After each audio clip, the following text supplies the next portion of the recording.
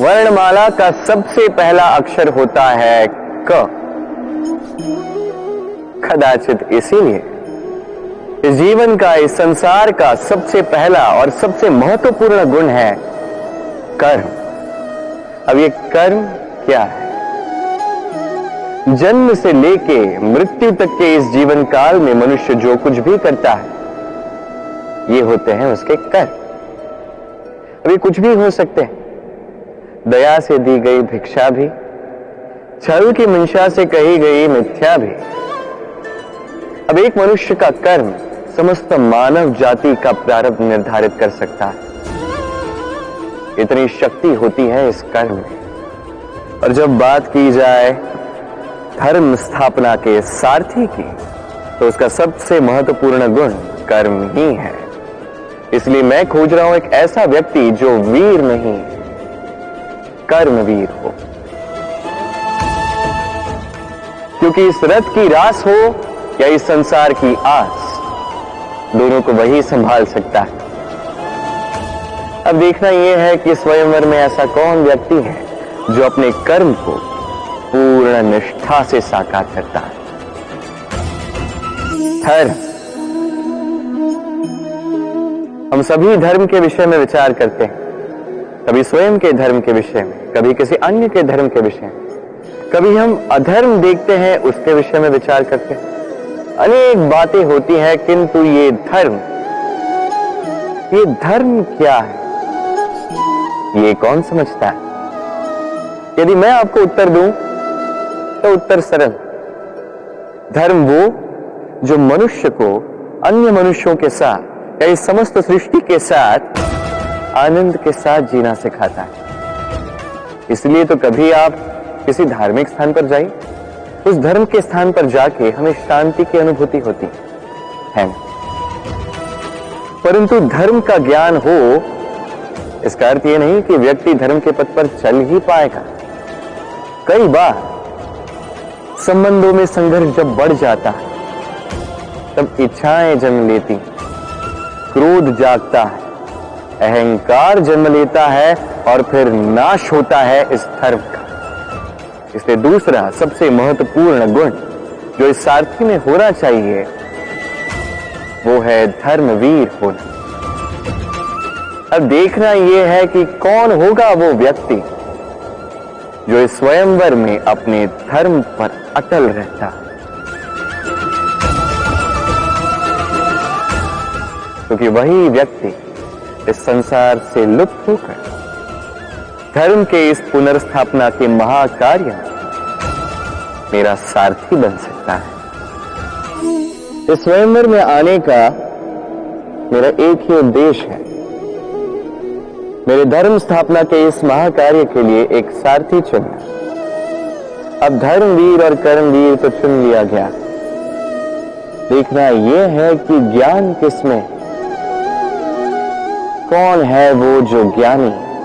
अब जिस ज्ञान की मैं बात कर रहा हूं, ये वो ज्ञान नहीं जो पुस्तकों से पाया जाता है, ये वो ज्ञान नहीं जो बरगद के वृक्ष की भांति विशाल हो या पर्वत की भांति अडिग हो। नहीं, मैं जिस ज्ञान की बात कर रहा हूं, ये वो ज्ञान है जो जीवन की पाठशाला से सीखा जाता है, जीवन के हर एक अनुभव से प्राप्त किया जाता है, जो पवन की भांति सरल है, वही जल की भांति अपना मार्ग स्वयं बना लेता है। मैं उस ज्ञान की बात कर रहा हूं। अब देखना है कि कौन है ये ज्ञान, कौन है जो मर्यादा के मान का ज्ञान रखता है, कौन है जो शास्त्र और शस्त्र के साथ ही विनम्रता का भी भान रखता है। कौन है वो, यही तो देखना है। क्योंकि धर्म के इस रथ को आगे बढ़ाने के लिए ज्ञान के पहिए अत्यंत आवश्यक है। कर्म, धर्म, ज्ञान, इनकी सीढ़ी पर कई सारे लोग चढ़ पाते हैं, इन परीक्षाओं में कई सारे लोग उत्तीर्ण हो भी जाते हैं, परंतु शिखर पर पहुंचकर शासन वही करता है जिसके पास होता है ये चौथा गुण भी, समर्पण। अत्यंत महत्वपूर्ण गुण है ये। समर्पण अत्यंत आवश्यक है। पूर्ण समर्पण अपने लक्ष्य के प्रति, समर्पण अपने कर्तव्य के प्रति, समर्पण अपनी आत्मा से निकले स्वर के प्रति, समर्पण अपने रथी के प्रति अर्थात मेरे प्रति। अब इस परीक्षा में अत्यंत कठिन मोड़ आरंभ होगा, जहां सारथी को समर्पण की कसौटी पर परखा जाए और उस पर उत्तीर्ण होने के पश्चात ही उसे धर्म स्थापना के रथी की बागडोर सौंप दी जाए। धर्म रथ के 4 अश्व चलाने के लिए सारथी के पास जिन 4 महागुणों की आवश्यकता है, वो सारे गुण अर्जुन में उपस्थित है। कर्म की शक्ति है, धर्म से आसक्ति है, ज्ञान की अभिव्यक्ति है, तो समर्पण की भक्ति भी है।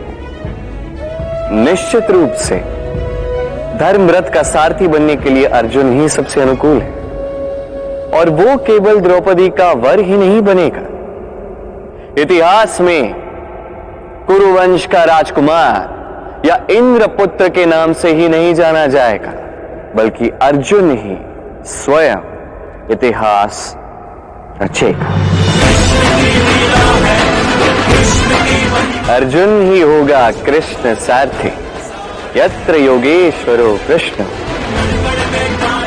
तत्र पार्थो धनुर्धर। भक्त और उसके भगवान एक आकार हो जाते हैं। जब एक भक्त अपने भगवान के प्रति, अपने जीवन के लक्ष्य के प्रति पूर्णतः समर्पित हो जाता है, तब जन्म लेती है भक्ति, और तब संसार की सारी आशाएं उसे त्याग दे, सारी आशाएं मिट जाए, किंतु मनुष्य का साथ भक्ति कभी नहीं छोड़ते। जब भक्त और भगवान एक आकार हो जाते हैं, एक हो जाते हैं, तो रथी और सारथी में भी कोई अंतर नहीं रहता। वो भी एक हो जाते हैं, एक व्यक्तित्व, एक अस्तित्व।